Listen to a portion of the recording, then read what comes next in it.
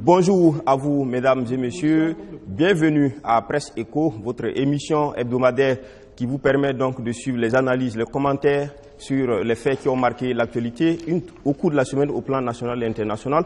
Aujourd'hui, nous sommes encore là, sur ce plateau, pour évoquer un ensemble de sujets.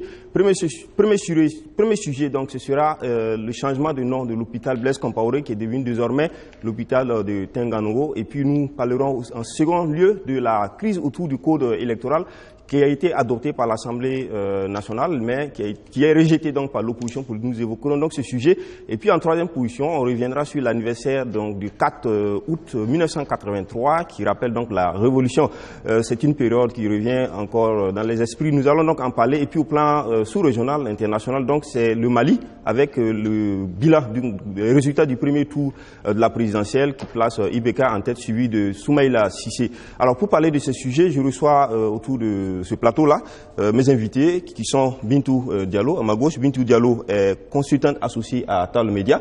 Je rappelle que Tal Media est une structure d'experts médias. Merci Bintou d'être sur ce plateau. Et puis Inoussa Ouedraogo, il est journaliste, directeur de publication de Bendre, qui est un hebdomadaire d'information, d'analyse, d'investigation qui paraît tous les lundis. Merci Inoussa d'être sur ce plateau. Et puis Évariste Konsebo, il est chroniqueur média, directeur de publication du Cercle d'éveil, un journal spécialisé, et également président du Cercle d'éveil, qui est une association de défense des droits de l'homme. Il est également, pour terminer, le premier porte-parole du Forum alternatif des citoyens. Merci Évariste d'être sur ce plateau. Et enfin, Lengani Isaka, il est journaliste et directeur de publication L'Opinion, un journal paraissant en ligne. Merci d'être venu sur ce plateau, et puis en mode IBK, on va dire comme ça. Merci à vous, bienvenue à tous, et merci de suivre votre émission préférée, Presse Éco. Je rappelle que cette émission est interactive, donc vous aurez l'occasion de poser vos questions et de commenter les sujets qui sont débattus sur ce plateau. Et donc je vous dirai comme ça déjà d'appeler et vous inscrire, et puis on vous rappellera pour prendre votre intervention. Alors je vais commencer, mais avec un sujet qui a quand même été aussi un sujet du monde des médias. Il s'agit du renouvellement donc de l'équipe du CSC, qui est désormais présidée par Mathias Tankwano. Il est avocat, ancien magistrat et ex-conseiller spécial du président du Faso. C'est d'ailleurs autour de sa personne qu'il y a beaucoup de critiques. Au lendemain donc de son élection, les professionnels des médias ont beaucoup rué dans les brancards, on va dire comme ça. Et puis récemment, il y a une déclaration d'organisation professionnelle, le Synatic et l'AJB, qui ont publié. Alors je voudrais juste prendre votre avis là-dessus. Quelle analyse vous faites sur cette situation du CSC?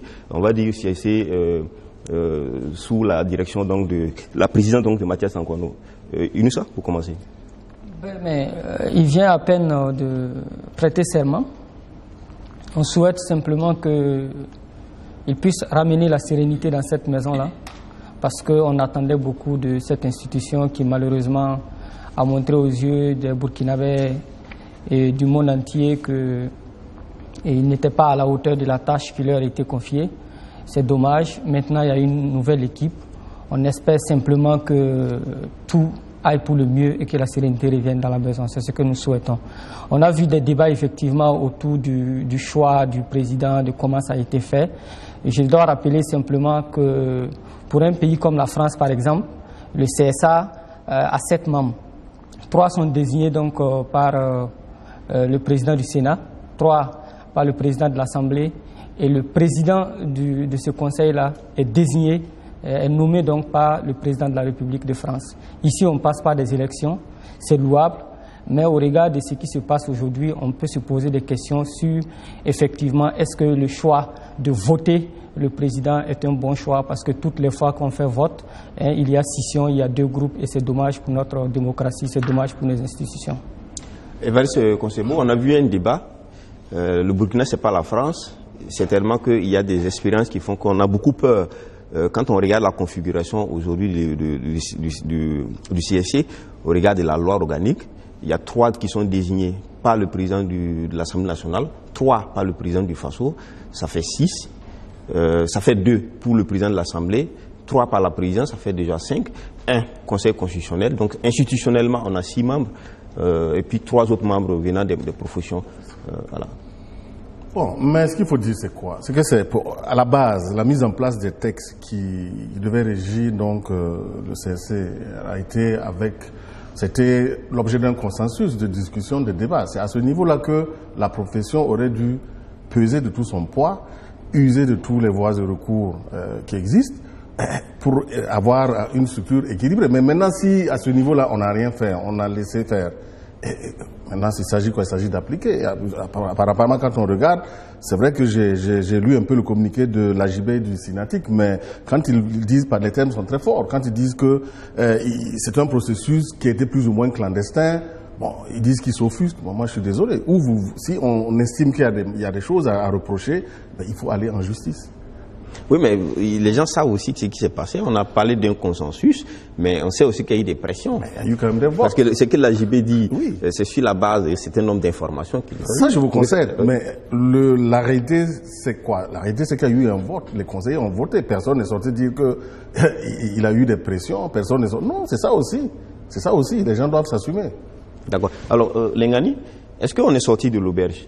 CSC, on sait qu'avec Nathalie Sommet, il y a eu beaucoup de problèmes. Le CSC a perdu de son crédit.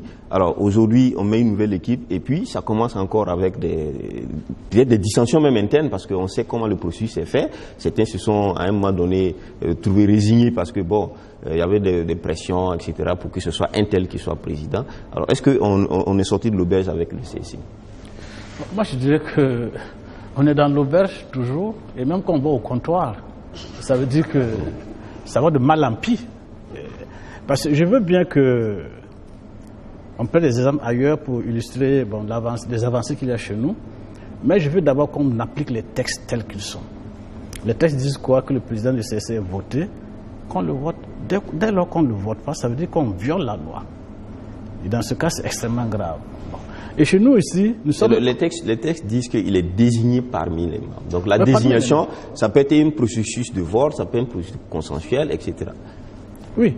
Bon, excusez-moi, mais jusqu'à présent, ce que nous avons fait, c'est que les gens se sont réunis entre eux, ont choisi entre eux. On nous a dit quoi? Que les gens sont trimballés quelque part, ou ils ont fait un consensus autour d'un certain nom. Parce qu'il y a des gens qui voulaient un vote. C'est ça aussi la réalité. Bon. Cela dit, je crois qu'il faut qu'on mûrisse nos institutions. Et si on en arrive quand même à ce que deux organisations d'importance, le Synatic, c'est pas n'importe quoi, qu'on les aime ou qu'on les aime pas, l'AJB, c'est pas n'importe quoi dans le milieu, dans le domaine des organisations professionnelles de la presse. Et quand ces deux organisations-là se mettent quelque peu en retrait par rapport à une institution chargée de réguler le fonctionnement des médias, et la liberté, et la gestion de la liberté de la presse, je crois que c'est quand même très sérieux. Et je suis tout à fait d'accord avec Évariste aussi pour dire que, en fait, il ne faut pas laisser, comme on dit chez les Moussi, je ne vais pas faire comme l'autre, mais je dirais que il ne faut pas laisser le diable rentrer dans la maison. Voilà, c'est ça. Le diable rentre dans la maison et puis maintenant, bon, chercher à grouiller pour qu'il sorte, bon, ça, je crois que c'est de notre faute, parce que je suis aussi responsable. C'est de notre fait si on en est arrivé à ça aujourd'hui. Et je dis que ça va être plus grave même qu'avec Nathalie, la bagarre entre Nathalie et puis Désiré, parce que là c'était deux individus.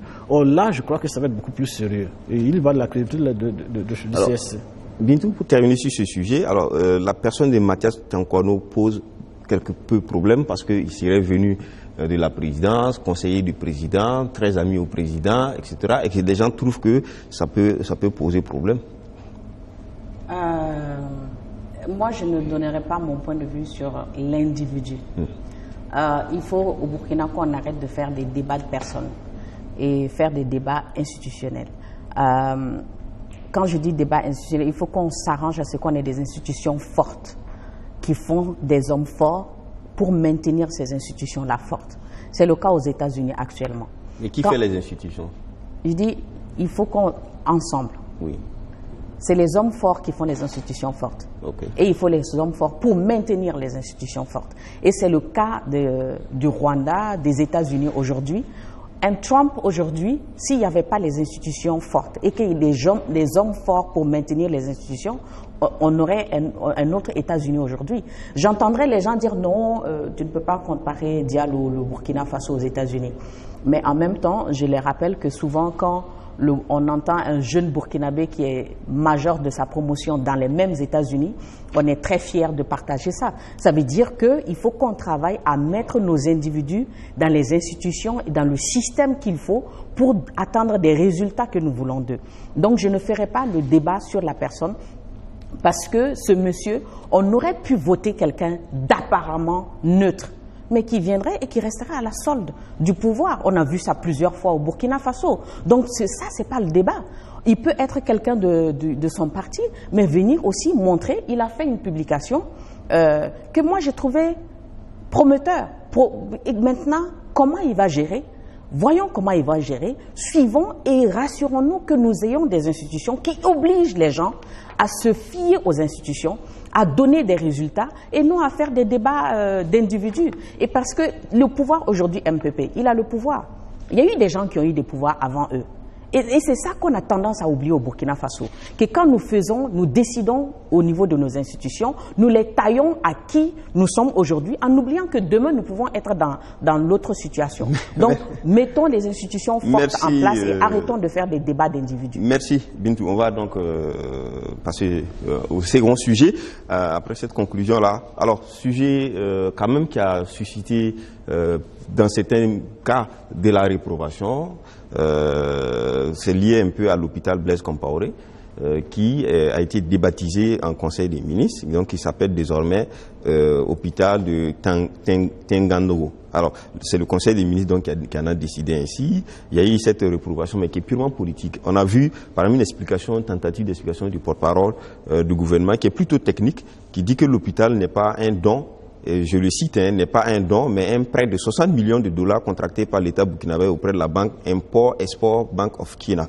En 2011, il y a eu un décret qui a créé cette structure hospitalière où il était écrit Hôpital National Blaise Compaoré. En 2015, l'hôpital a été érigé en centre hospitalier universitaire avec la mention située sur le site de Tenganogo. Et ensuite, il y a eu les statuts où l'on ne parle plus de Blaise Compaoré, mais plutôt l'on ne parle plus de l'hôpital Blaise Compaoré, mais plutôt de centre hospitalier universitaire Tenganogo. Ça, ce sont les propos du Premier ministre pour justifier techniquement le glissement de nom. Alors, Lengani? Moi, j'avoue que j'ai été étonné par le débat que cela a suscité et par l'émoi de certains milieux, etc. Et en même temps, j'ai été surpris aussi par le silence d'autres. Pour dire que je pense que c'est un glissement tout à fait naturel et normal. De la transmission jusqu'au MPP. Parce que nous savons tous que, au niveau de la transition, l'une des premières sorties au niveau de la transition du président de l'époque, c'était pour dire que cet hôpital-là doit changer de nom. Effectivement, par la suite, il y a eu des tests qui ont été pris, allant plus ou moins dans ce sens-là, sans l'avouer. Il y a même, jusqu'au jour d'aujourd'hui, même avant cette nomination, avant ce changement, des membres du gouvernement, de hautes autorités, qui ne peuvent pas prononcer les mots, les noms Blaise Compaoré. Bon, effectivement, ça devient compliqué pour ces gens-là. Et pour moi, donc, c'est tout à fait normal, dans leur logique, je parle bien dans leur logique, qu'ils fassent ça comme ça. Maintenant, sur le plan de moi, ma perception de l'éthique, je crois que dans une situation comme celle-là, où on risque de diviser les gens pour des choses qui n'en valent pas, de mon point de vue, la peine, dans un moment où le pays traverse une situation de morosité, où on a besoin, on parle de réconcilier les gens, bon, sans trouver les moyens pour le faire, sans trouver les voies, sans trouver en tout cas les cadres pour le faire, etc. Je crois qu'il ne sert à rien, de mon point de vue, de jeter l'huile sur le feu, de prendre des actes, aussi minimes soient-ils, qui peuvent amener soit par des incompréhensions, soit par des difficultés à s'expliquer, parce que quand j'écoute le ministre qui s'explique là, et là je me dis que les gens ont raison de crier, et parce que les explications sont tirées par ça ne tient pas la route. On décide ou on ne décide pas. C'est leur droit le plus absolu et de dire que non, cet hôpital, ils ne veulent pas qu'il s'appelle Blaise Compaoré. Comme demain, s'il n'y a plus le pouvoir, que certains décident de dépatiser des rues. Oui, mais justement, est-ce qu'on va rentrer dans ce cycle? Parce que certains ont posé la question de l'opportunité, vraiment de débaptiser, bien entendu, dans un contexte bien donné, mais aussi du fait que le nom n'a rien à voir avec les prestations, n'a rien à voir avec les attentes aujourd'hui de cet hôpital-là. C'est ce que j'ai dit. C'est ce que j'ai dit. C'est pas de mon point de vue, hein. De mon point de vue, même si l'objectif c'est de changer parce qu'on ne veut plus, parce que c'est politique, il faut dire, hein, les nominations, c'est éminemment politique. Et si le gars est au pouvoir, mais permettez qu'il fasse ce qu'il veut. Maintenant, quand vous êtes au pouvoir, là, vous faites ce que vous voulez. D'accord. Alors, Bintou, la question reste posée. Pour certains, il y a un débat qui s'est fait. Pour certains, c'est de la poursuite d'une politique de la haine. Ce changement de nom, quand je l'ai vu, et puis toute l'énergie qu'on a utilisée pour convaincre, pour en parler, j'ai dit, oh mon Dieu, il y a nos frères qui meurent au nord, il y a nos enfants qui n'ont pas composé et qu'on cherche des moyens pour qu'ils composent. On n'a pas d'autre débat, si ce n'est pas ce débat de nom sur un hôpital. Qu'est-ce que ça change? J'ai dit, il ne faut pas avoir honte de son histoire. Que nous le voulions ou pas, ce monsieur, Blaise Compaoré, fait partie de notre histoire. Nous l'aimions ou pas, il fait partie de notre histoire. Maintenant, si on le gère en changeant de nom et qu'on ne gère pas les problèmes qui nous divisent ou qui sont vraiment cruciaux pour nos populations, il n'y a pas de raison d'avoir ce débat. Pour moi, c'est un faux débat, je n'ai pas d'énergie à y mettre là-dedans. Même ce que le ministre a dit, le gouvernement ne doit pas aller dans le sens de ces textes. Parce qu'il explique qu'il y a un texte qui a été pris. C'est son droit d'expliquer. Donc il faut comme monsieur l'a dit, c'est son droit d'expliquer et de dire qu'il change. Moi, j'aimerais voir les rues qui ont encore des noms des anciens colons, qu'ils trouvent des noms aussi compliqués pour les changer. Que si on veut être logique là-dedans, restons logiques jusqu'au bout. Mais pour moi, il peut expliquer, c'est son droit d'expliquer. Il est en face d'un peuple qui a besoin d'explications. Il est le responsable, le premier responsable au niveau ministériel, au niveau du gouvernement. Ben, il va expliquer. Maintenant, je ne suis pas obligée de prendre pour argent comptant ou de le condamner parce que pour moi, sincèrement, que ce soit expliqué par lui ou n'importe qui, ça reste un faux débat. On a trop de problèmes au Burkina Faso pour s'attarder sur des changements de noms d'hôpitaux. Mais comment, si ils avaient le débat, comment rendre ça fonctionnel?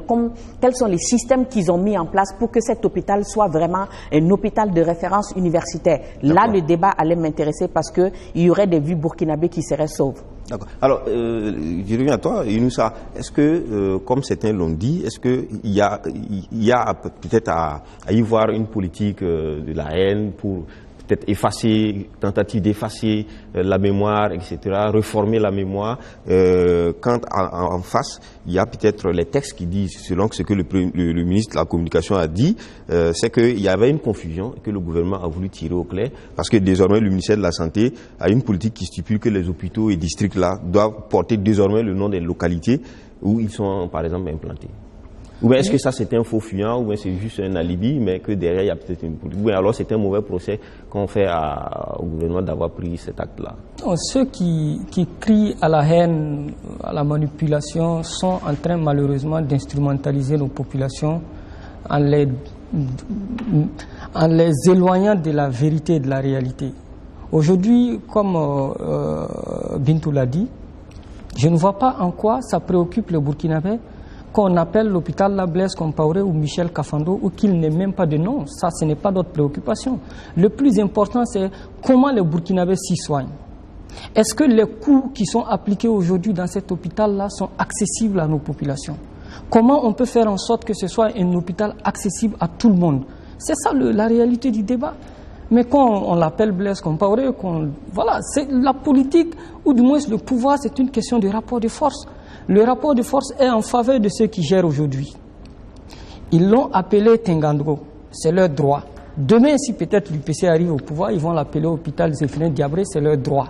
Si le CDP vient et qu'il veut l'appeler cet hôpital-là et dit Komboego, c'est leur droit. Ça, il ne faut pas prendre l'ombre pour la proie. Est-ce que l'histoire, et c'est ça que nous sommes en train de faire. Il y a quand même dans l'histoire, dans la mémoire collective, il y a ce qu'on appelle aussi le symbolisme. Est-ce que quand on donne des noms à des institutions, à des infrastructures, c'est une question de symboles. Alors quand on enlève ces symboles à un moment donné, est-ce que ça ne pose pas d'autres questions que seulement la question de la nécessité? Moi, ça ne me pose pas de problème. Justement, le pouvoir en place aujourd'hui ne veut pas que le symbole Blaise Compaoré soit associé à cet hôpital-là. C'est ça que je dis. Si demain le CDP revient au pouvoir et qu'il rebaptise cet hôpital-là Blaise Compaoré, c'est leur droit. Mais de grâce, menons des débats qui nous font avancer. Ces débats qui contribuent à nous ramener en arrière, à cultiver des débats de on est contre un tel, on n'est pas contre un tel. Non, moi je ne rentrerai pas dans ce débat. Ce que je souhaite, c'est qu'on disponibilise les moyens, les médecins qu'il faut pour soigner les Burkinabés. La dernière fois, j'entendais dans un débat des médecins dire qu'ils sont payés à peine à 300 000 francs après 7-8 ans d'études. Et que ça, ce sont des moyens qui ne leur permettent pas de vivre dignement et de faire face donc à leur devoir de médecin. Ce sont ces débats que nous devons mener. Comment mettre à l'aise nos médecins? Comment faire en sorte qu'il y ait le plateau technique nécessaire pour que nous puissions soigner les Burkinabés? Comment éviter que nos dirigeants aillent toujours se faire soigner à l'étranger à des sommes colossales, alors que nous pouvons ici les soigner? C'est ça le débat. Moi, je ne rentrerai pas dans les débats de Blaise Compaoré ou pas. Ce n'est pas ça le plus important.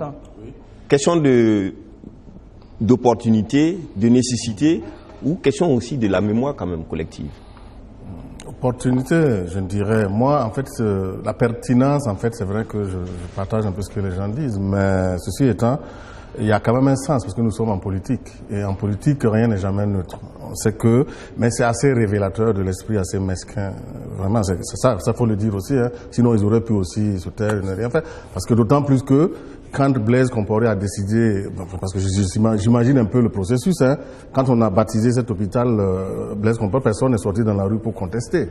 Donc, ce que les gens attendent de oui, mais même après, c'est vrai que ce qu'on attend en fait de cette institution, c'est qu'elle donne des services de qualité, c'est ça. Mais ceci étant, c'est pas une première. Hein. Quoique je tiens à dire ici au passage, je suis contre le fait que des gens s'arrogent des rues de leur vivant, parce que je trouve que c'est quand même un peu.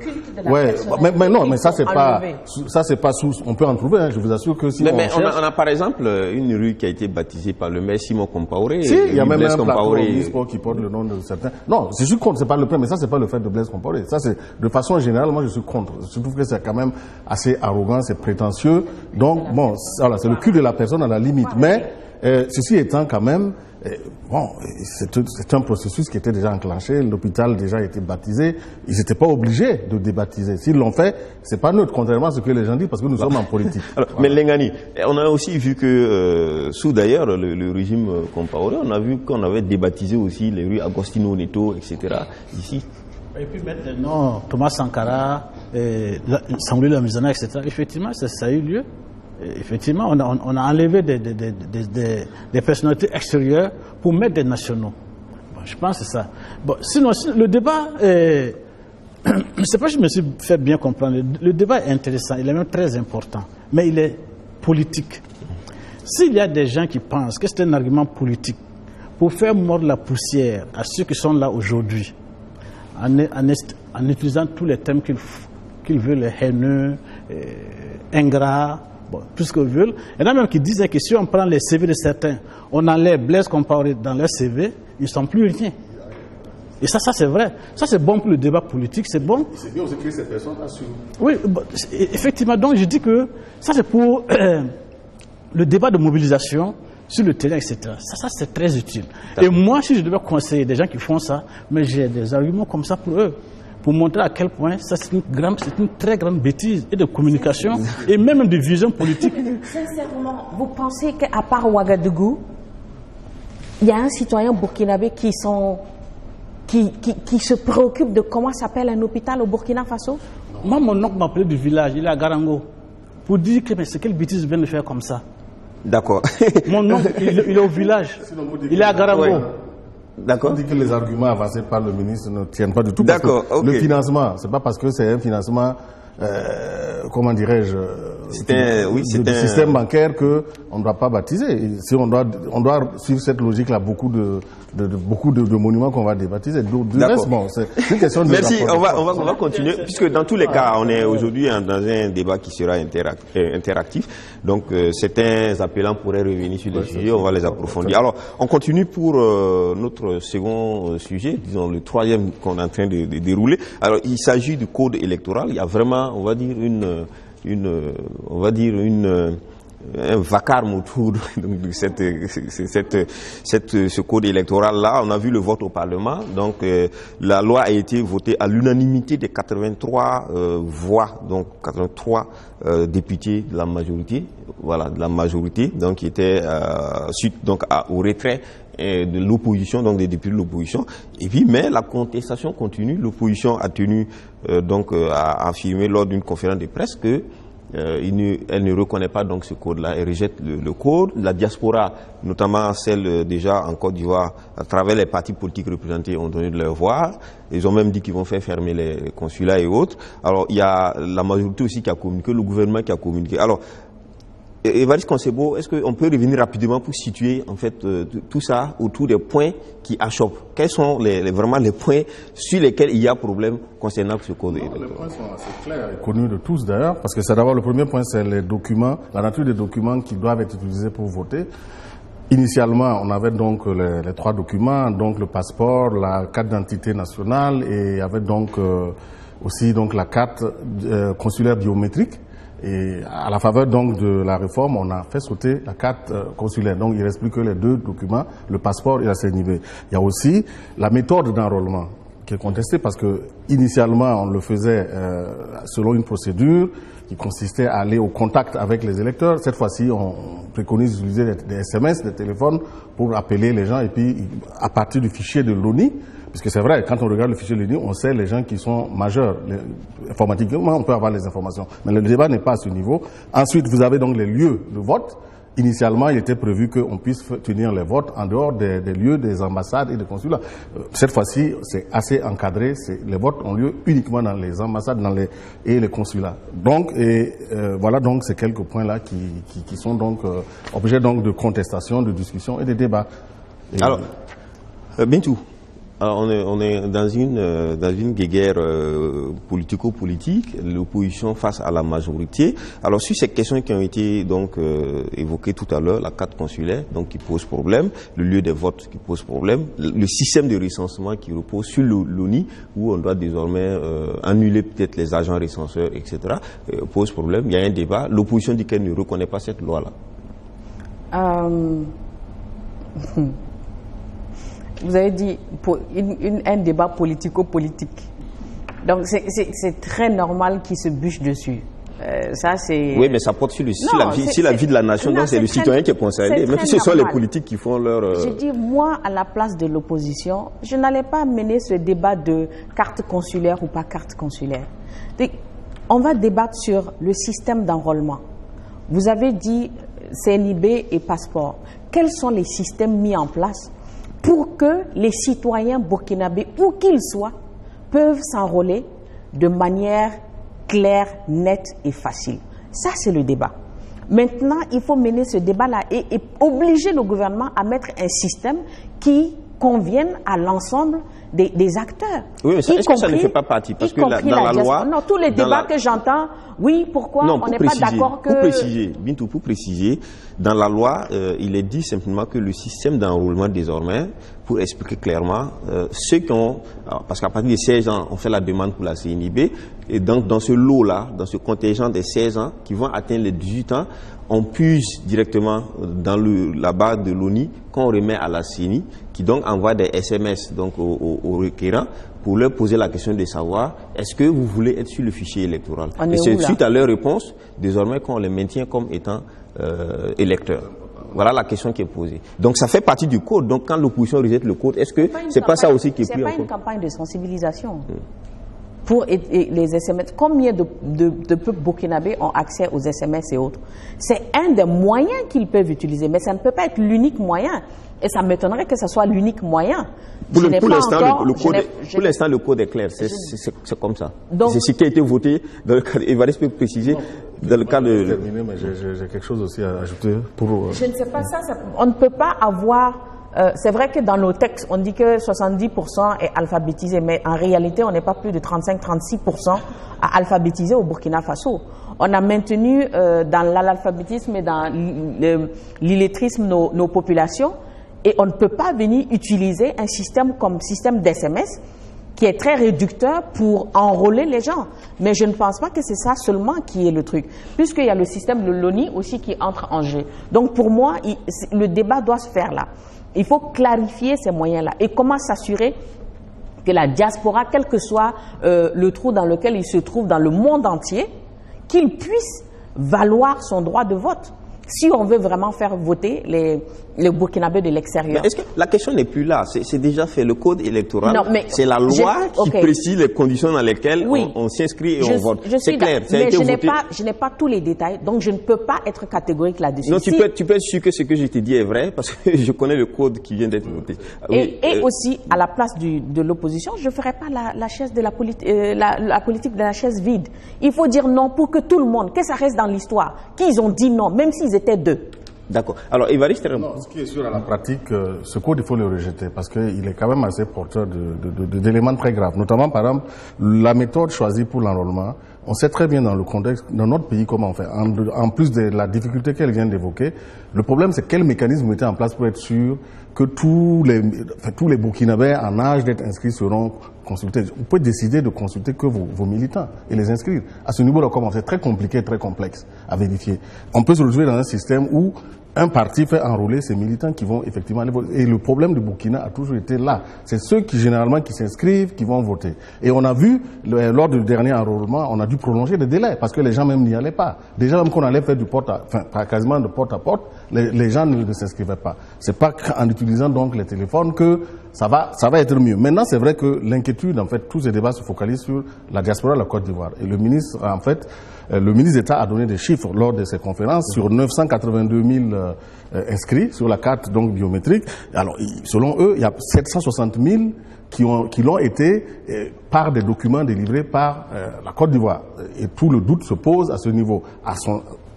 Selon lui, il n'y a eu que 221 000 Burkinabés qui ont été enrôlés. Enfin, sur la base des pièces, en fait. On va revenir sur donc, en fait, le problème est là-bas. Oui. Bon, maintenant, c'est quoi? C'est quand même, c'est des Burkinabés. Vu le nombre, c'est quand même important. Et c'est vrai que le fait d'utiliser, de proposer l'utilisation de la CNIB et du passeport pour ceux qui sont à l'étranger, je suppose que ce sont ces cas, on a assorti des conditions très difficiles. On a discuté ici de la condition notamment du certificat de résidence. Et vous savez très bien comment, même ici au Burkina, c'est pas simple de l'avoir. Hein. Et à l'extérieur, du coup, ça exclut beaucoup. D'abord, ça suppose que vous soyez en situation régulière. Ça, c'est un. Et que vous soyez dans la possibilité d'aller donc demander.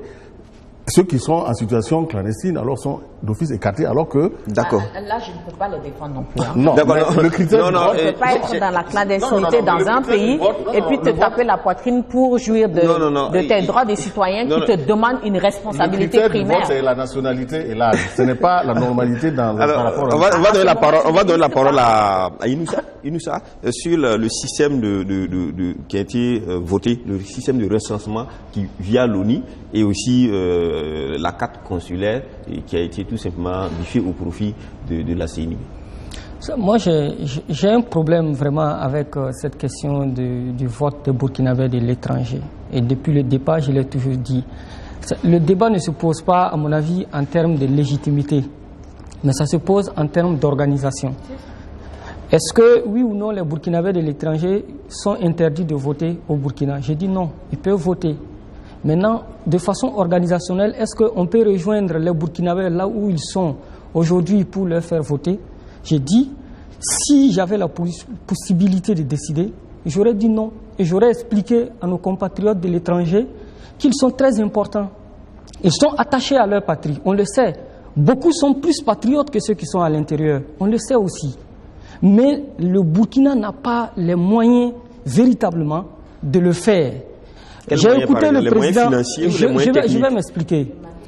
Le Mali le fait, oui, mais est-ce que c'est une priorité? Moi, je m'inscris en faux contre tous les agendas politiques qui n'ont pas d'impact sur la vie au quotidien des Burkinabés. Le président de la CENI a expliqué, je l'ai suivi, que chaque Burkinabé qui doit voter coûte au minimum 3 500 francs à l'État burkinabé. Et que quand on va à l'étranger, il faut multiplier au bas mot ce chiffre par 5 ou au plus par 10. Ce qui veut dire qu'en moyenne, il nous faut 17 500 francs CFA par Burkinabé de l'étranger qui doit voter et au maximum 35 000 francs. J'ai dit, oui, c'est leur droit, oui, il faut qu'ils votent, mais j'ai dit, au regard de la situation économique du Burkina, on n'arrive même pas à organiser les élections à l'intérieur. Les gens n'ont même pas de l'eau potable à boire. D'accord. Pourquoi allons-nous lancer dans ce genre de situation-là qui n'ont pas d'impact sur la réalité au quotidien des Burkinabés? Ceci dit, l'opposition est dans son droit de contester, la majorité est dans son droit d'expliquer, mais je constate simplement qu'on veut utiliser simplement les Burkinabés de l'étranger comme un bétail électoral.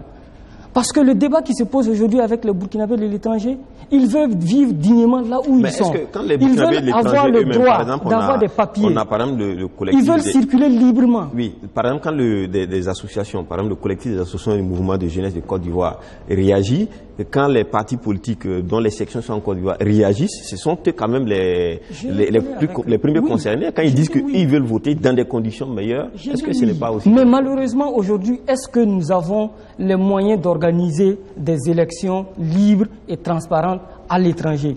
Assurément, le vote des Burkinabés de l'étranger crée plus de problèmes qu'il n'en résout. D'accord. Alors, Lengani, très rapidement sur cette question, le débat portant sur Excusez-moi, je n'ai pas terminé. Je voulais terminer en disant que quelqu'un a dit que les hommes politiques nous utilisent tout le temps et que tant que nous ne comprendrons pas que derrière les phrases, les déclarations, les promesses et autres, là se cachent les intérêts de telle ou telle structure politique, on ne comprendra pas. Que ce soit le MPP, que ce soit l'UPC, ou que ce soit tous les autres partis politiques. Est-ce que ce n'est pas une facilité aussi d'infantiliser le peuple ou les citoyens eux-mêmes qui ne savent pas ce qu'ils veulent et que c'est selon les politiques? Parce que si quelqu'un, on lui dit, écoute, voici des conditions pour voter, il est quand même conscient que ces conditions peuvent l'empêcher de pouvoir voter. Est-ce que ça, il a besoin qu'un parti d'opposition le lui dise?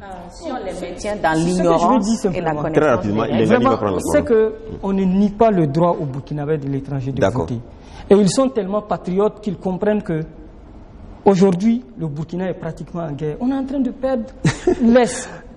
Après avoir perdu pratiquement le Sahel. Merci. On va revenir sur ça. Comme il y a les appelants m'ont appelé, on aura l'occasion d'approfondir. Et Lengani, très rapidement sur la question du code, qui organise donc ce vote et le fichier, le prochain fichier qui va être constitué, etc. Très rapidement sur ça. Il y a un point sur lequel je voudrais qu'on termine par rapport à cette question. Moi, je voudrais tout simplement d'abord dire qu'il faut que nous arrêtions de parler à la place de nos populations qui sont matures et suffisamment responsables pour savoir ce qu'elles veulent. Et sur ce point, par rapport à la diaspora, je pense qu'il faut laisser les Burkinabés qui sont là-bas dire s'ils veulent voter ou pas. Or, on a l'impression, en tout cas ce que j'entends, que ces gens-là veulent voter. Ils sont fatigués de contribuer au développement du pays, d'envoyer chaque fois à manger pour les gens ici, à boire, etc., à instruire les enfants à l'école, et ils n'ont pas le droit de dire qui ils veulent pour diriger le pays. Je pense que ça, c'est quand même un droit extrêmement important. Est-ce qu'on peut le faire?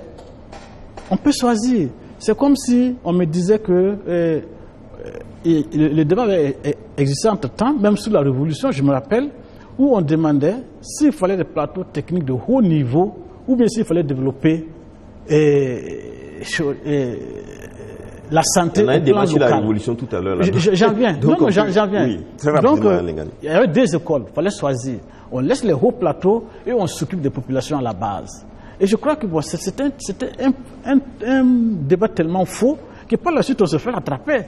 Parce que les maladies qu'on dit de hautes personnes là, mais on monte tous pour aller vers ça. Et c'est parce que, par exemple, au niveau des populations de la base là, qu'on ne consulte pas, qu'on ne sait pas que ces populations là ont les mêmes maladies que les grands, etc. D'accord. Donc pour revenir à la question, je dis que effectivement ce code là, on débat sur une question secondaire, le vote des Burkinabés de l'étranger. Moi, la vraie question, c'est la question de l'environnement.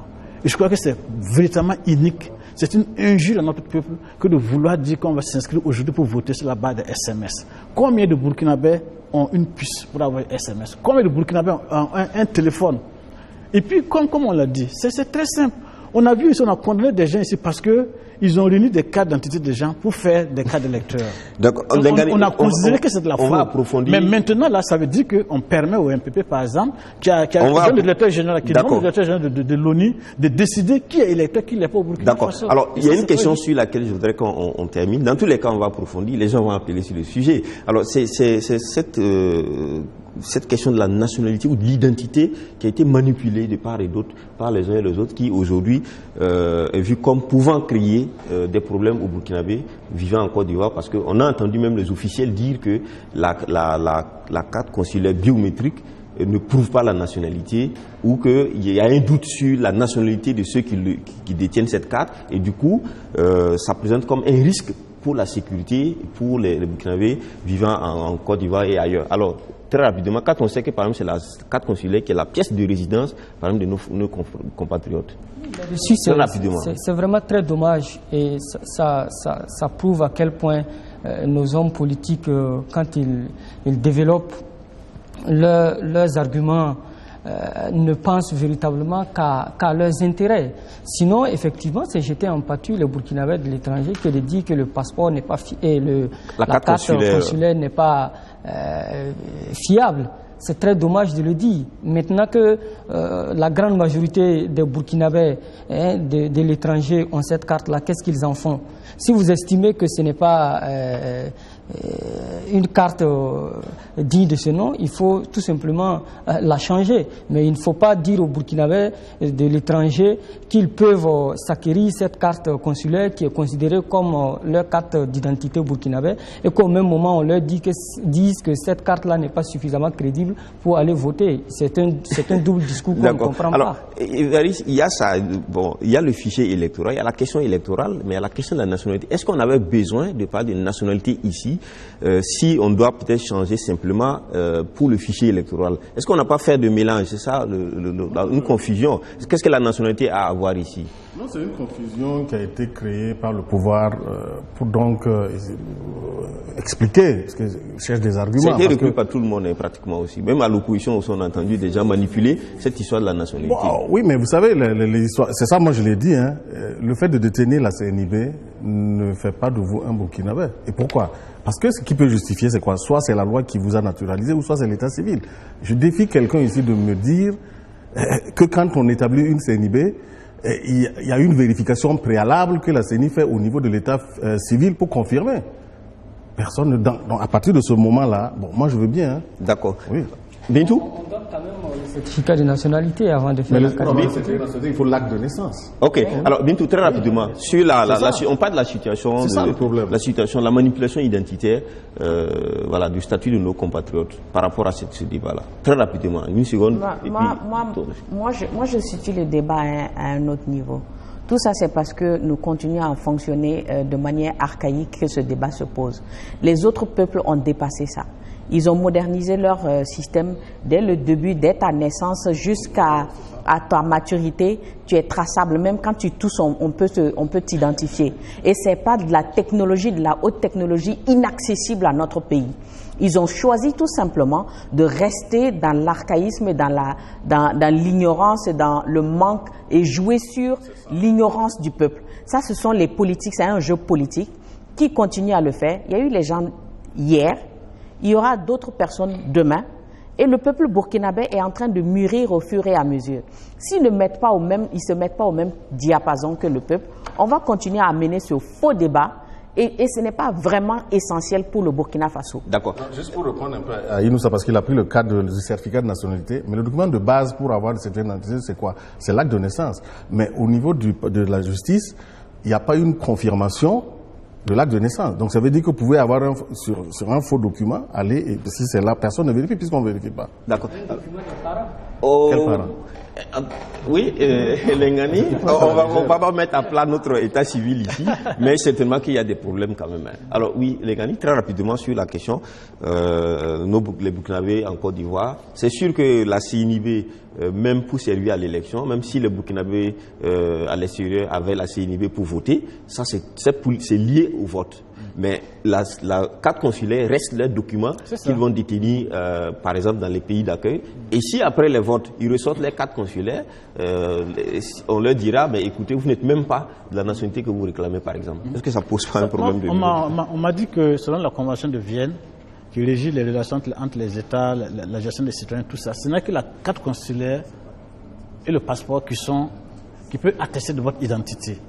Et la carte consulaire, parce que la carte consulaire regroupe des informations que vous avez sur votre lieu de résidence. Donc c'est ça qui est beaucoup plus utile pour ceux qui sont là. Et puis, je voudrais dire aux autorités actuelles que les gens qui ont fait leur carte consulaire, là, c'est pas pour voter. Hein. C'est pas pour voter qu'ils ont fait leur carte consulaire. Donc le vote n'est qu'un élément accessoire dedans. Voilà, ça c'est très important. Les gens ont fait leur carte consulaire parce que l'État leur a dit, nous avons la possibilité de fournir des documents qui attestent de votre identité et qui vous protègent vis-à-vis des autorités des pays dans lesquels vous êtes logés. Et c'est pourquoi ils ont fait ces documents-là. Peut-être si on les disait de faire des cartes lecteurs, peut-être au lieu de 900 000, ils allaient être 200. Ça, il faut que les gens comprennent ça. Donc, il ne faut pas venir de manière irresponsable dévaloriser ce document-là, que les gens ont acquis et même qu'ils ont payé. Et même les gens disent qu'une bonne partie de cet argent-là va directement au trésor public et c'est dans les caisses noires de la présidence, de l'Assemblée et autres.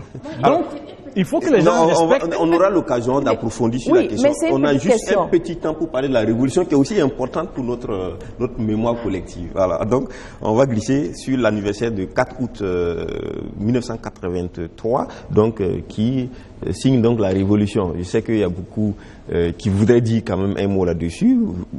Pareil que nos téléspectateurs. Alors, sur l'héritage donc de cette révolution-là aujourd'hui, et bien entendu, ce qui reste de la mémoire ou de l'œuvre de Thomas Sankara en termes idéologiques. Inoussa Ouedraogo, qu'est-ce qui reste de la révolution aujourd'hui? Il ne reste pratiquement rien. En dehors Non, je le dis avec amertume, parce que c'est une époque, une période qui a suscité beaucoup d'espoir. Aujourd'hui, le Burkina, en tout cas sa révolution, inspire certaines personnes. Je vois que même le Rwanda, quand on cite un exemple aujourd'hui, s'inspire de la révolution du Burkina. Aujourd'hui, la Tanzanie, le nouveau président tanzanien s'inspire beaucoup de la révolution au Burkina. Et c'est regrettable que ceux-mêmes qui sont au Burkina aujourd'hui ne puissent pas s'inspirer de cette révolution. Tous les problèmes pratiquement qui nous assaillent aujourd'hui ont plus ou moins trouvé réponse dans cette révolution-là. Mais qui sont ceux-là qui sont les mauvais héritiers? Est-ce que ceux qui se proclament le parti sankariste comme continuateur de l'œuvre, ou est-ce que ceux qui ont dirigé l'État après la révolution? Pas forcément. Si on prend la révolution comme une période historique dans notre pays qui a voulu des changements, qui a voulu montrer aux Burkinabés qu'il pouvait compter sur ses propres forces, si on considère cette partie de l'histoire du Burkina comme étant une période où il y a eu la transformation, le changement, on parle aujourd'hui par exemple de gouvernance. La question a plus ou moins été résolue. Ce n'est pas forcément qu'ils ont eu 10 sur 10 en matière de gouvernance, mais ils ont montré des chemins à suivre quant à la question de la gouvernance. La question du logement auquel nous sommes confrontés aujourd'hui, ces questions-là ont plus ou moins été réglées. Il y a plusieurs questions donc, qui ont été réglées. On peut s'en inspirer aujourd'hui avec l'évolution pour voir comment on peut aller dans le même sens. Mais c'est dommage de voir aujourd'hui que ceux qui nous dirigent, parmi eux, il y a des gens qui disent qu'ils sont sankaristes, mais on ne voit rien, on ne voit vraiment rien. Et en quoi est-ce qu'il s'inspire du modèle de Sankara? Et ça, c'est très dommage. Alors, Bintou, qu'est-ce qui reste du sankarisme ou de la révolution comme étant, en fait, comme lui disait, il y a eu des politiques, il y a eu des schémas qui ont été tracés. Apparemment, aujourd'hui, ces schémas-là sont tout simplement désuets. Qu'est-ce qui reste de l'héritage, ou bien c'est les partis politiques qui fleurissent? C'est ça seulement l'héritage? Moi, je ne poserai pas le débat en idéologie ou en gros termes intellectuels. J'ai eu la chance de connaître et de me rappeler de cette période. Et je refuse, avec la plus grande énergie que je peux avoir, de jeter le bébé avec l'eau du bain. C'est la période où nous avons connu l'autosuffisance alimentaire. C'est la période où nous avons connu la vraie fierté d'être burkinabé, le vrai patriotisme et pas le nationalisme de toujours pointer le doigt sur l'autre. Regardez les autres, on est mieux qu'eux, on a fait l'insurrection et après. C'est aussi la période où nous avons connu le respect international. Nous avons servi de référence, même si beaucoup de gens n'étaient pas d'accord avec qui était Thomas Sankara par sa manière d'approcher la diplomatie à l'international, mais tout le monde l'admirait secrètement pour les vérités qu'il disait et que les autres pensaient bas. Oui, par exemple, quand il dit qu'on peut refuser de payer la dette, qu'il y a une dette du sang, que l'Occident doit à l'Afrique. Ils étaient contents, tout le monde était content d'entendre ça parce qu'ils pensaient ça très bas. Et au-delà, il était l'un des seuls présidents africains à condamner l'apartheid à l'époque. En Afrique du Sud. Et il a dit ouvertement, il n'en a pas eu peur. Et on avait des grandes ambitions. C'est au moment où on a fait comprendre aux Burkinabés qu'ils ont droit à mieux. Quand il a visité le centrale nucléaire de je ne sais pas, la centrale nucléaire de je ne sais pas quel pays, il a dit on va amener des Burkinabés pour que... Voilà, c'était une vision de grandeur. Aujourd'hui, au Burkina, on nivelle par le bas. C'est quand tu es mauvais que tu es une référence. Il faut qu'on arrête ça. On va approfondir. Donc, c'est un héritage, c'est quelque chose dont tous les Burkinabés devraient être fiers. Tout le monde parle de Sankara et du sankarisme, mais personne ne veut être Sankara lui-même. Et c'est ce qu'on doit cultiver chaque Burkinabé aujourd'hui. Alors, Lengani et Évariste, il y a aussi que la question de la nostalgie aujourd'hui. De plus en plus, on voit la nostalgie de la période révolutionnaire. Les gens estiment que, est-ce que c'est par comparaison, est-ce que parce qu'ils sont déçus d'aujourd'hui, comme il nous a disait, il y avait un schéma de gouvernance qui était fait, et aujourd'hui, pratiquement, c'est pas le même schéma qui est suivi. Est-ce que c'est cette déception, ou bien c'est parce que l'option militaire de la révolution, c'est ce qui plaît aux gens? Mais il y a une sorte de nostalgie quand même. Oui, effectivement, il y a une grande nostalgie qui est là, et c'est vraiment dommage. C'est dommage parce que moi, je crois qu'il faut être lucide, quoi. Il faut être lucide.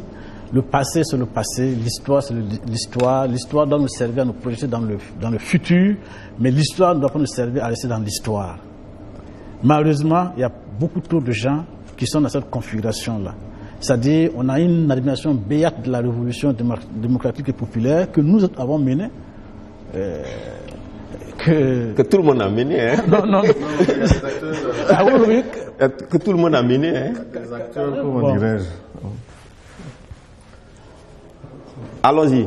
Donc, je dis qu'il faut que nous acceptions d'avancer. Nous devons tirer les leçons de cette histoire-là, de ce passé-là, pour bâtir le futur. Et à ce niveau, moi, je vous le dis sincèrement, je pensais que Thomas Sankara aurait aimé ce qu'on fait de lui aujourd'hui. D'accord. Je suis très sincère. Je pense qu'il ne serait pas du tout d'accord avec ce qu'on fait de lui aujourd'hui. Et même au niveau de la jeunesse. Et si vous voyez, j'ai une émission, par exemple, que je suis sur la radio France Internationale, quand je vais encore sur cette radio, et que je tombe sur ça, mais ça m'énerve au plus haut point. Ça, c'est quoi? C'est une émission de musique. D'accord. Une émission de musique où on met Thomas Sankara en phare. Je dis non. Thomas Sankara... Ce sont ces paroles qu'on récupère. Mais Thomas Sankara, ce n'est pas le divertissement. Qui plusieurs couches de la société. C'est une forme d'abêtissement de notre jeunesse et de notre peuple. D'accord. Il faut qu'on fasse attention. Oui, Évariste, très rapidement, en 2 secondes. Les problématiques, en fait, soulevées par la Révolution sont toujours d'actualité, hein. Que vous preniez la question de la gouvernance. Quoique je pense qu'il n'y a pas une gouvernance révolutionnaire, hein. Il n'y a pas une justice révolutionnaire, parce que c'est vrai qu'on était dans un contexte où il y avait ces problématiques-là, mais si vous revenez combien d'années après, vous les retrouvez, on est en plein dedans. Ce que je dois regretter peut-être, c'est que, à la différence des autres révolutions, cubaines ou peut-être chinoises, on n'a pas eu une transformation, mais c'est pas la même durée aussi. On n'a pas eu une transformation vraiment qui a duré.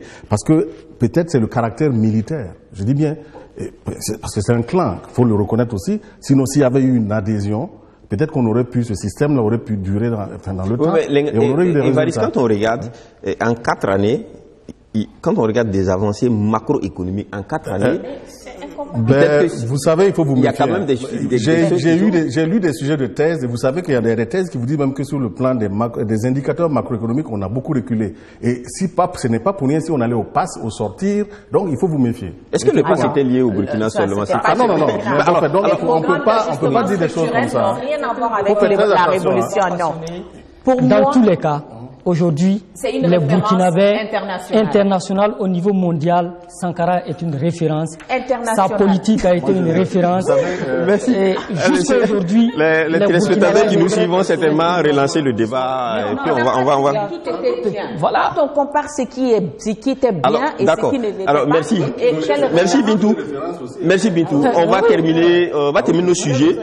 Le temps que les appelants aussi rentrent dans notre débat, on va ouvrir la Lucan internationale avec le Mali. Le premier tour s'est achevé avec Ibeka en tête avec 41,42%, Cissé Soumaïla 17,80% et il y a deux faiseurs de roi, Alioune Diallo 7,95% et Cheikh Modibo Diarra 7,49%.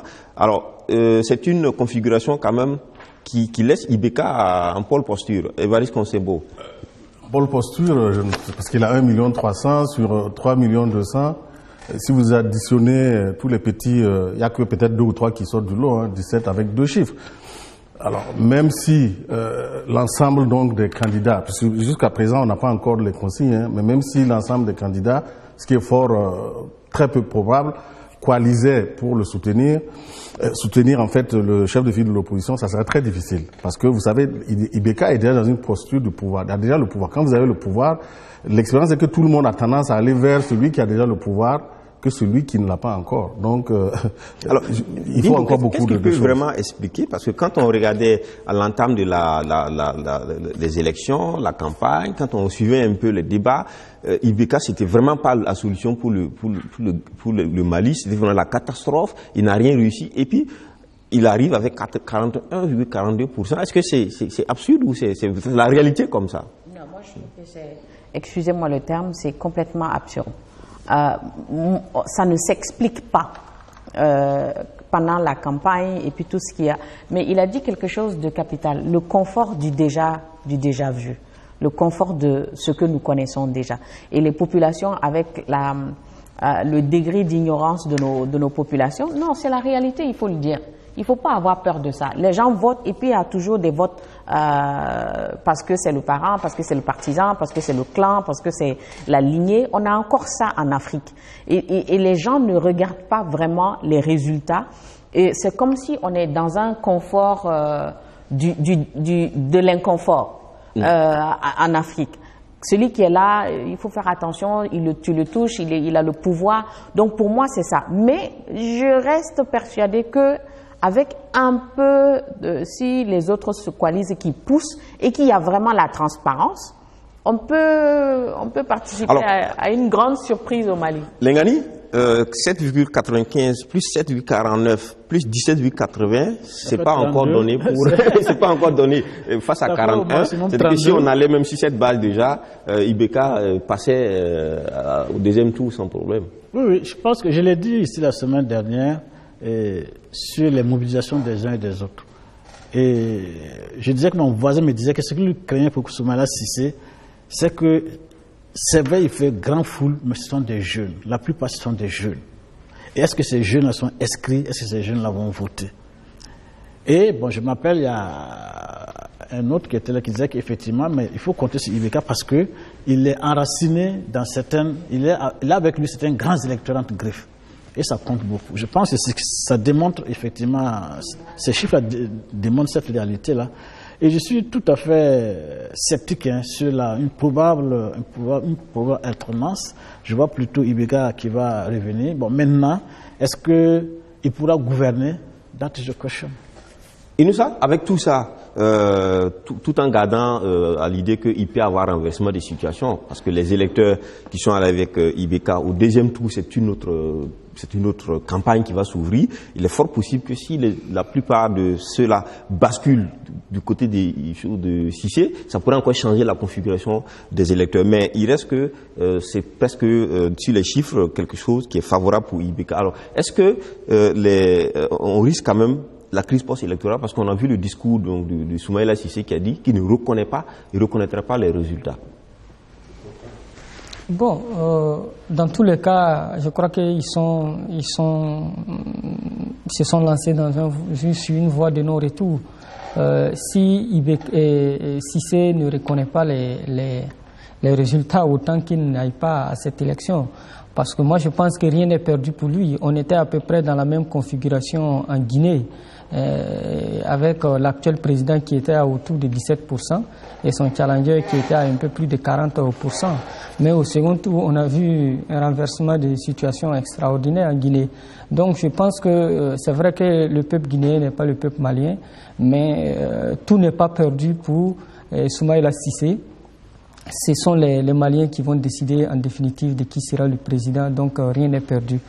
Je souhaite simplement qu'il n'y ait pas de crise post-électorale, que les Maliens prennent de la hauteur et que les hommes politiques comprennent aussi que toutes les actions qu'ils mènent, ils le font au nom justement de leur peuple, et je pense qu'aucun d'eux n'a intérêt à mener le Mali vers une crise post-électorale, déjà que ce pays est pratiquement à genoux du fait justement du terrorisme. Évariste, crise post-électorale? La crise... Est-ce que Soumaïla ne se positionne pas déjà en mauvais perdant quand il dit qu'il ne va pas reconnaître? Ou bien est-ce que c'est pertinent avec le dysfonctionnement, tout ce qu'on a vu sur le fichier? On a entendu justement les griefs, parce qu'il y a eu les problèmes d'achat de conscience, il y a eu des questions par exemple de la nomination des maires ou de préfets. Les gens ont dit que, parce qu'il y a eu des urnes qui ont été transportées par des préfets, mais ça c'est déjà fait, c'est fait. Bon, c'est vrai que quand on voit le contexte en fait du Mali, qui a des problèmes très sérieux, et ça m'étonnerait fort bien que, même au niveau extérieur, ça sera difficile d'avaliser une crise. Je pense que tout le monde va se préparer. D'accord. En tout cas, on a vu que l'Union européenne a donné de la voix, l'OIF, etc., pour demander aux acteurs de mettre la balle à terre. Alors, on va prendre le premier intervenant, c'est Abdoul Fattah Zeba, qui appelle de Ouagadougou. Il revient sur le code électoral. Donc, l'occasion sera donnée aux uns de revenir sur le code électoral. Alors, oui, bonjour, Abdoul Fattah. Oui, bonjour tous les invités. Merci, on vous écoute. Ok, d'abord, permettez-moi de donner mon avis sur le rebâtissement ou le débâtissement du... Non, vous êtes inscrit pour le code électoral, il faut rester sur ça. Voilà, allons-y sur le code électoral. D'accord, il n'y a pas de problème. Pour le code électoral, je pense que c'est un débat de cabaret que la majorité veut nous faire avaler. Vous savez, quand on dit au Burkinabé qu'ils n'ont la CENI et l'ONU va se déplacer dans les pays pour enrôler, pour donner des CNIB au Burkinabé de l'extérieur. Sur quelle base? Premièrement, pour être mis à l'extérieur, il faut obligatoirement le certificat de nationalité burkinabé avant de faire ta CNIB. Ça, c'est le premier exemple. Erreur que je souligne en passant. Et sur quelle base vous allez enrôler les Burkinabés de l'extérieur pour les donner des CNIB? Parce que du moment qu'on doute des actes de naissance des Burkinabés de l'extérieur, on dit quoi? Que non, on peut, un connu peut être un Ivoirien, or pourtant qui a sa carte consulaire biométrique. Mais si vous partez là-bas, vous allez d'abord donner des certificats de nationalité à ces gens-là avant de les enrôler, ou bien ça se fait comment? D'abord, l'ONU qui est là, est-ce que l'ONU peut questionner tous les 33 ou les 36 pays où il y a des ambassadeurs pour enrôler tous ces Burkinabés? Oui, c'est un faux débat que le gouvernement essaie de faire avaler les Burkinabés de l'extérieur. Ça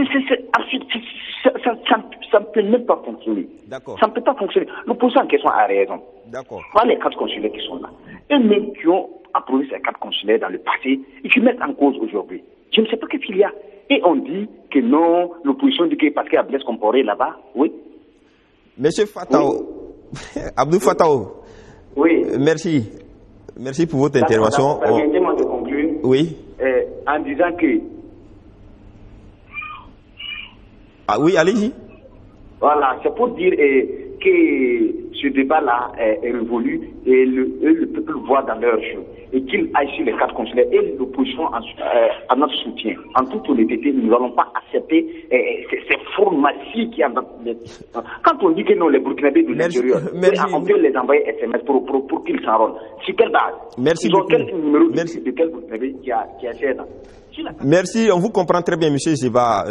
Il y a d'autres appelants qui sont aussi en ligne. Alors, il a posé un problème qui paraît quand même techniquement un réel problème. C'est-à-dire que il est dit que des équipes mobiles vont se déplacer de l'ONU pour procéder donc à l'établissement des pièces sur place. Mais la question qu'il pose ici, c'est la question du certificat de nationalité. Comment est-ce qu'il faut envoyer des commissions rogatoires sur place pour que les juges puissent attester donc du certificat de nationalité?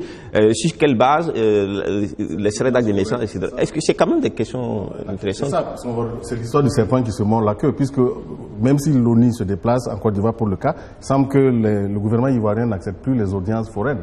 Donc, alors, ce qui fait que pour avoir donc le certificat de nationalité, vous êtes obligé, je pense, sauf si on me dit si c'est les ambassades qui peuvent maintenant délivrer les certificats de nationalité, vous êtes obligé de revenir à la base. Or, je ne sais pas si c'est une contrainte encore majeure. Inoussa? Est-ce que techniquement, on n'aura pas vraiment des problèmes à faire que, bon, avec la loi qui dit il faut une ACNIB, qu'on puisse réellement permettre aux uns aux autres qui voudraient le faire de pouvoir le faire? Est-ce que techniquement, on n'aura pas c'est ce que je disais. Le vote des Burkinabés de l'étranger crée plus de problèmes que ça n'en résout. Et malheureusement, est-ce que c'est le vote? Est-ce que c'est pas la décision d'annuler la CNIB, la carte consulaire biométrique qui est le problème? Parce que si la carte était restée, il n'y aurait pas eu de problème. Même avant ça, il y aurait eu des problèmes. Parce qu'on a par exemple dans un pays comme la Côte d'Ivoire, 4 zones, Soubré, je crois, Abidjan, Bouaké et puis une autre zone. Voilà. Or, trois consulats généraux, Abidjan, Soubré, Bouaké et l'ambassade d'Abidjan. L'ambassade d'Abidjan.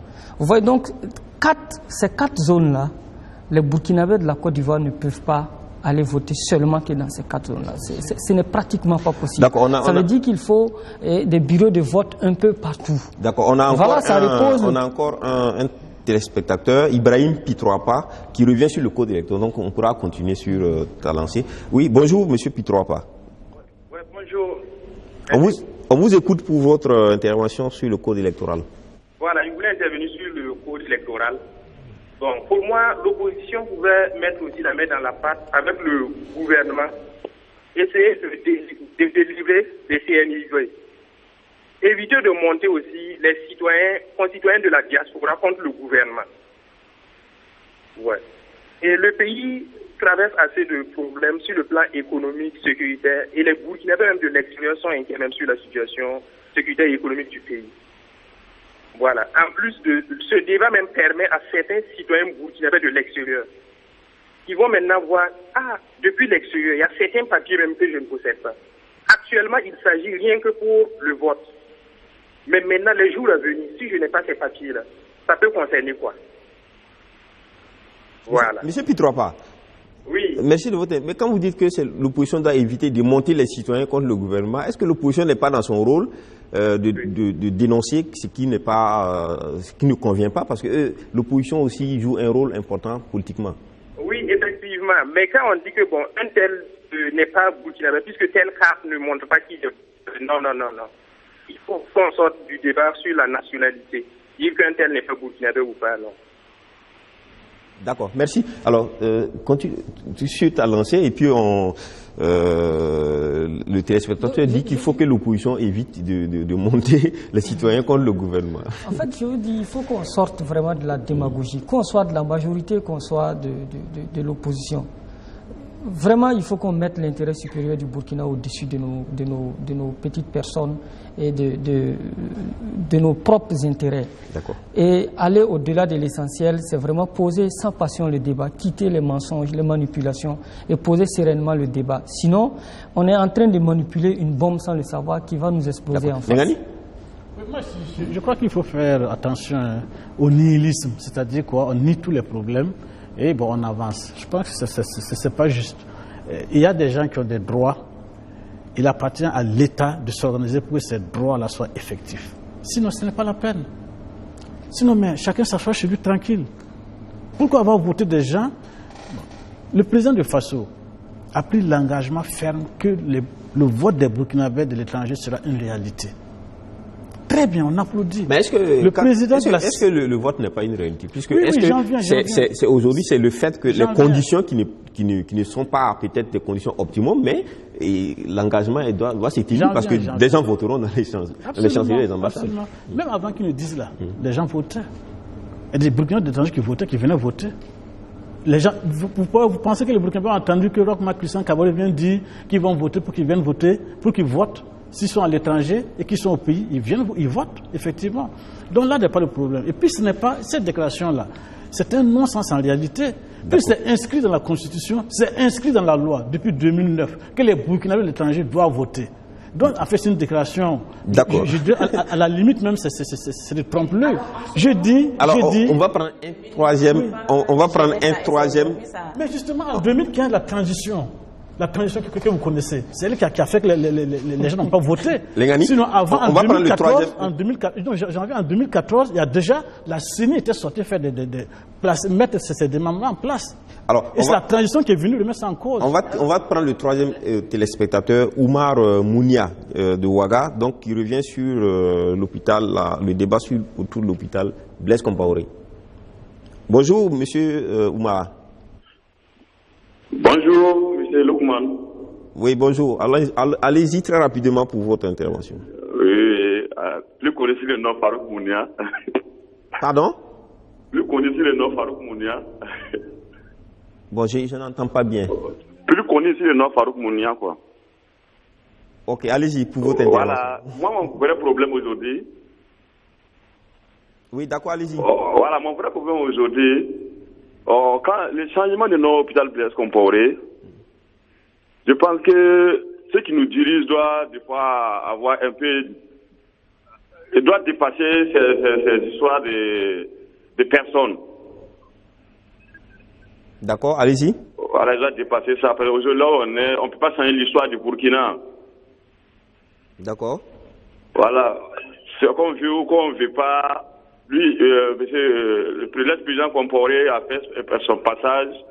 Il y a eu des trucs positifs, il y a eu des trucs qui ne sont pas ça. Mais quand on dépasse ces débats inutiles, le Burkina Faso a tellement de problèmes aujourd'hui. Mais le gouvernement a dit que ce sont des règles que le ministère de la Santé a établies. Donc il ne fait que suivre ça. Ce n'est pas une volonté de régler un problème avec M. Blaise Compaoré. Bon. Si c'est les règles, je pense que l'hôpital Yalgado même c'est un site où on peut changer ce nom aussi. D'accord. Alors, merci, monsieur Oumar Mounia, c'est ça, hein? Oui. Voilà, merci. Alors, c'était l'hôpital Blaise Compaoré, hein? Oui. Cela voudrait dire, même éventuellement, que les camps militaires vont prendre tous les lieux publics, doivent prendre le nom de là où ils sont implantés. Non, là, il est question du ministère de la Santé, pas du ministère de la Défense. L'État est un tout. Donc, il s'agit des... mais l'État est un tout. Oui, mais pour le moment, il s'agit des... Les règles sont disposées pour l'avenir. On ne peut pas revenir en arrière, en principe. Ok. Oui, Bintou voulait dire quelque chose. C'est ce que le téléspectateur a dit. Non, il enfourche la trompette de ceux qui disent qu'il y a un règlement de compte personnel, il y a une tentative d'effacer la mémoire, etc. Non, moi j'ai entendu que c'est un faux débat. Moi, je suis d'accord avec lui. D'accord. Oui, on peut revenir sur la question que tu... Du vote des Burkinabés d'étrangers, mais c'est acté dans la loi en 2009. Et c'est clairement dit qu'en 2015, les Burkinabés de l'étranger allaient voter. La CENI s'est organisée dans ce sens-là, jusqu'en 2014. A mis en place des démembrements dans différents pays. Et le vote est effectif. C'est la transition qui est venue dire, nous avons très peu de temps pour organiser, nous avons d'autres priorités, nous avons des questions de moyens, etc. Et le peuple a accepté que, bon, ok, cette fois-ci, on laisse tomber, on passe. Les Burkinabés de l'étranger ont eux-mêmes accepté. Quoique, de mon point de vue, c'était pas quand même, même si la transition est venue comme ça, l'État est une continuité. L'État aurait pu continuer. La CENI n'a pas été changée à ce que je cherche. Par exemple, l'équipe a changé. Oui, la CENI jusqu'à 2015, c'était la CENI de l'équipe de Batini Kéré. Maintenant, c'est l'équipe de Newton Ahmed Bari. Oui, je vais dire, mais ça c'est un changement normal. Donc, il y a une continuité au niveau de ces organes-là. Rapidement sur cette histoire. Moi, j'ai appris à un moment donné que c'était l'opposition qui était contre l'utilisation des cartes consulaires. Moi, j'aimerais, qu'est-ce qui s'est passé entre-temps, que ce soit eux qui soient contre maintenant et que ce... Attends, on va revenir sur le code électoral parce que M. Jean-Marie Bationneau, notre 4e téléspectateur, va évoquer le code électoral. Donc on pourra revenir là-dessus. M. Jean-Marie Bationneau. Oui, alors bonjour. Bonjour à vous. Voilà. Bon, en fait, moi, je reviens. Pour la première fois, je soutiens l'intervention de Younoussa. D'accord. Voilà, parce que c'est beaucoup de milliards qu'on va jeter pour le code électoral, pour les élections à l'étranger. Pourtant, on a trop de problèmes au Burkina. Il y a le Nord. Il y a nos enfants, nos petits frères qui n'arrivent pas là à l'école, qui n'ont même pas pu faire l'examen. Bon, vous m'excusez ce que je vais dire. Par exemple, le ministre des Affaires étrangères, c'est un du Nord. Ses petits frères ne partent pas à l'école. Il est devant avec ces tam-tams-là pour aller jeter des milliards à l'étranger. C'est nos frères bien vrais qui sont à l'étranger, mais ils connaissent les réalités. On peut s'excuser auprès d'eux pour attendre 2025, pour régler les problèmes du Nord. Monsieur Bationneau. Le problème de la CENI, c'est du Nord. Monsieur Bationneau. Voilà. Monsieur Bationneau, oui. Le ministre des Affaires étrangères, oui. Il n'est pas dans le gouvernement pour le Nord. Le dernier gouvernement qui a un ensemble, donc les décisions sont du gouvernement. Je voulais juste préciser ça. Je suis à cause de ça, j'ai dit que je m'excuse. D'accord. Voilà. Mais quand même, on est en Afrique, on est attaché à des valeurs familiales, etc., etc. Mais si tu es dans le gouvernement, même si ce n'est pas ton domaine, tu peux quand même donner un point de vue sur le site, tu claques la porte. Parce qu'on a un sérieux problème au Nord. Ces enfants qui ne partent pas à l'école. Demain matin, ils vont prendre des photos pour s'arrêter sur la route. Toi, le comment tu vas te lever pour aller faire un reportage, ils vont te pointer prendre ton caméra. C'est un problème. Monsieur Bationneau, à cette allure, il n'y aura plus personne dans le gouvernement. Parce que... moi, à ta place, j'allais démissionner. Merci bien. Moi, je suis ministre. Moi, à ta place, je ne peux pas être Non, ne personnalisez pas. Le gouvernement... Prendre des milliards là, aller jeter. Il y a un problème. Ne personnalisez. Je voulais juste préciser pour vous qu'il ne faut pas personnaliser. Les ministres du gouvernement, il y a une solidarité et la décision est gouvernementale et nationale, donc ce n'est pas une question des personnes. On aurait pu avoir quelqu'un d'autre qui ne soit pas quelqu'un à consonance sahélienne, qui soit au ministère des Affaires étrangères, qu'on aurait peut-être la même situation. Et puis la question du financement des élections, c'est un argument que le gouvernement n'a pas sorti. Non, mais c'est vrai que je comprends le cri du cœur, parce que c'est vrai que ça pose le problème des priorités. Mais ceci étant, tout le monde a embauché la trompette qu'il fallait que nos compatriotes votent. Et depuis longtemps, on a réclamé. Il faut qu'on y aille. Bon, maintenant, qu'est-ce que vous voulez? C'est vrai que même dans la Constitution, on a mis que le droit à la santé, le logement... Alors, mais il y a quand même un débat aussi sur la stratégie du gouvernement. Ouais. J'allais en venir. Qu'est-ce que je disais? La stratégie, il y a la stratégie du gouvernement qui est d'aller faire des cartes, de pouvoir donner les cartes aux uns aux autres, qui est son rôle. Mais il y a aussi la stratégie de l'opposition qui rue aussi dans les brancards. Ça aussi, on n'a pas trop parlé. L'opposition ne veut pas du code électoral. C'est déjà voté. Comment on fait? Non, les lois sont faites par les hommes. Ce qui est voté peut être défait. Donc, la culture change quand les gens changent. Je me rappelle même que la semaine dernière, Ahmed Tambela qui était là, qui disait que le code électoral est l'une des lois les plus réformées. Selon les situations, on relie et puis on remet. Alors donc vous estimez que, parce qu'il y a la possibilité encore sur le plan, la loi n'est pas promulguée, le président, il y a 30 jours, sauf s'il enclenche la procédure d'urgence, mais au moins il y a 30 jours pour la promulgation. Le chef de l'État peut encore faire une main tendue pour peut-être revenir pour demander une seconde lecture. Ça va dépendre du rapport de force. C'est ça. Et puis pour moi, je voudrais quand même... Adama, c'est sous le code électoral, non? Oui. D'accord.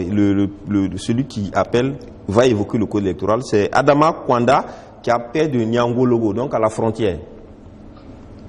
Monsieur Kwanda. Oui, monsieur, bonjour, Lukman. Bonjour. Oui, et la famille? Ça va très bien.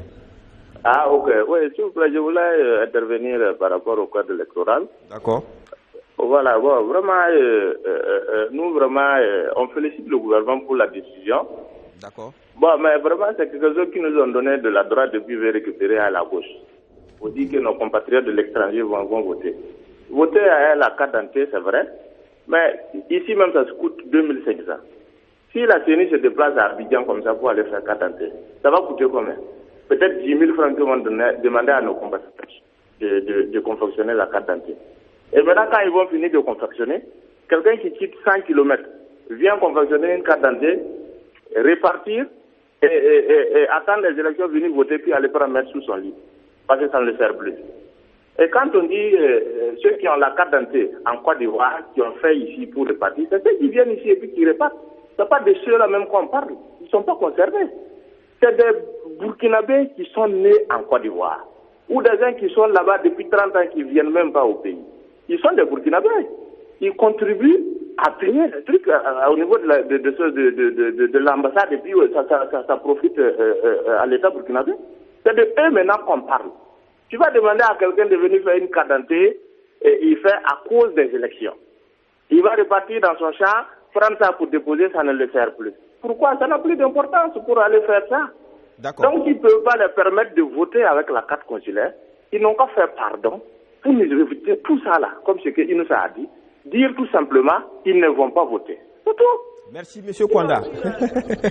Merci, M. Kwanda, qui dit simplement que, au lieu de faire des entourloupes, si on ne veut pas faire voter les gens, le gouvernement décide qu'il n'y a pas de vote, comme il n'y a pas eu par le passé, et puis bon, chacun est tranquille là où il est.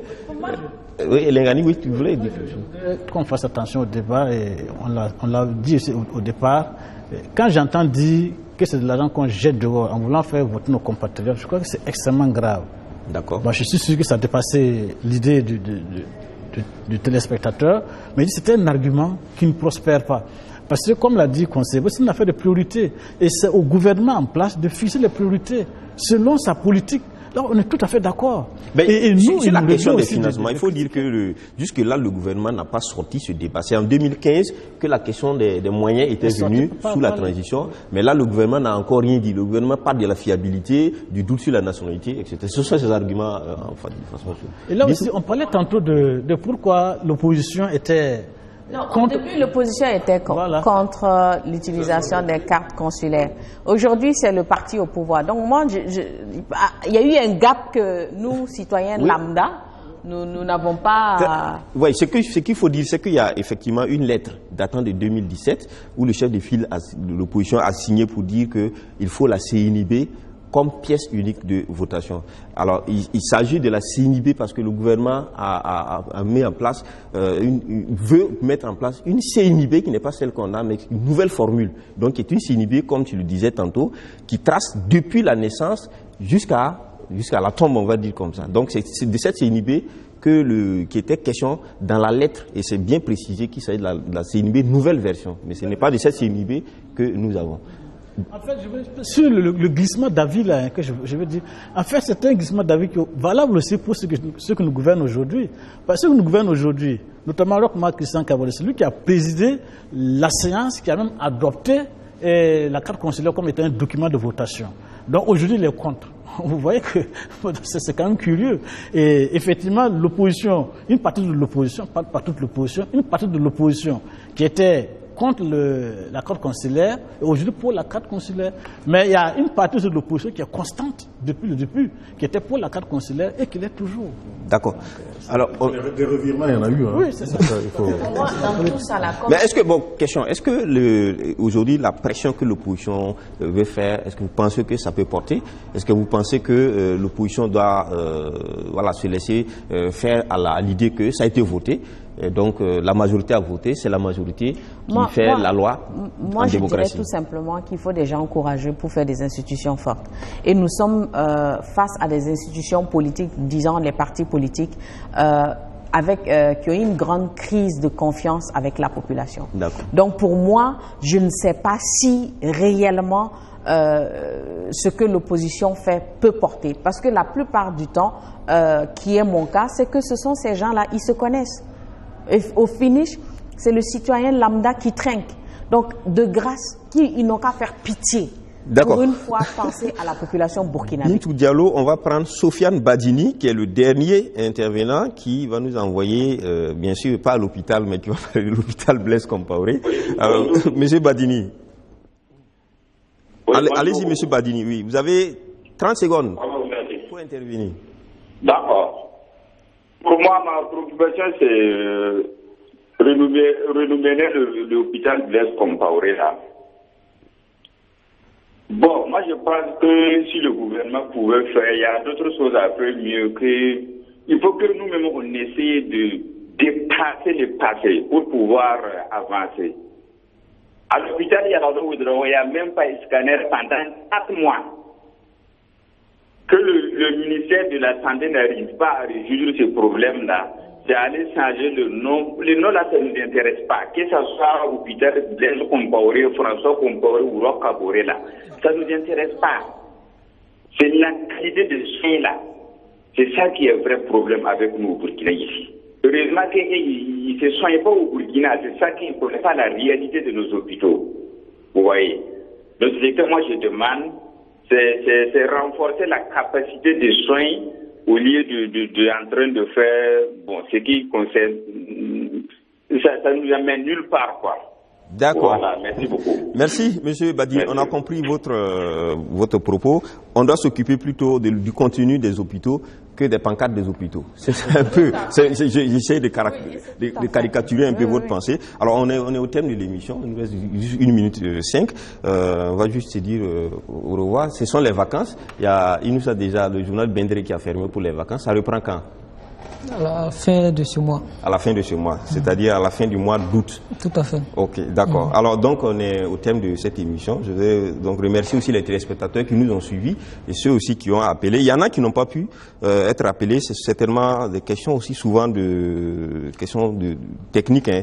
Donc il y a Ibrahim Guira à Ouagadougou qui voulait parler du code électoral. Sidou Ouedraogo également à Ouagadougou qui voulait parler du code électoral. Ce sera partie remise dans 15 jours. Nous aurons certainement l'occasion si Dieu le veut. Alors, donc, j'étais avec Isaka Lengani. Isaka Lengani, le journaliste, directeur de publication de l'Opinion, qui était un journal en ligne. Merci Lengani d'être venu. On espère que c'est un présage de la victoire d'Ibeka. Alors, et puis, Évariste Konsebo, il est chroniqueur média, directeur de publication du Cercle d'éveil, qui est un journal spécialisé, également président de l'association Cercle d'éveil, association de défense des droits de l'homme, et premier porte-parole du collectif, premier porte-parole du forum alternatif citoyen FORAC. Merci d'être venu sur ce plateau. Et puis, Inoussa Ouedraogo, directeur de publication de Bendré, qui est un hebdomadaire d'analyse et d'investigation qui part en vacances pour revenir en fin août. Merci Inoussa d'être venu sur ce plateau. Et puis Bintou Diallo est consultante associée à Tal Media. Tal Media est une structure d'experts médias. Merci d'être venu également sur ce plateau. Et aux téléspectateurs aussi. Alors ceux qui étaient autour de cette émission-là, l'équipe technique était composée de Toussaint Adi Alibou, Benjamin Belem, Florian Zoundi, Francis Traoré, Stéphanie Toé, Faustin Kone, Amel Umtogdo, Mohamed So, Tassiré Tiemtouré, Esaïe Iboudo, et puis le réalisateur de toute cette équipe-là, qui a guidé toute cette équipe, c'est Jonathan Ilboudo. Alors on vous donne rendez-vous la semaine prochaine pour un autre numéro, et puis dans 2 semaines pour un numéro interactif comme celui que nous avons eu. Alors je vous souhaite, d'ici là en tout cas, je vous souhaite toutes les bonnes choses, et puis on se donne rendez-vous, si Dieu le veut, pour la semaine prochaine. Merci.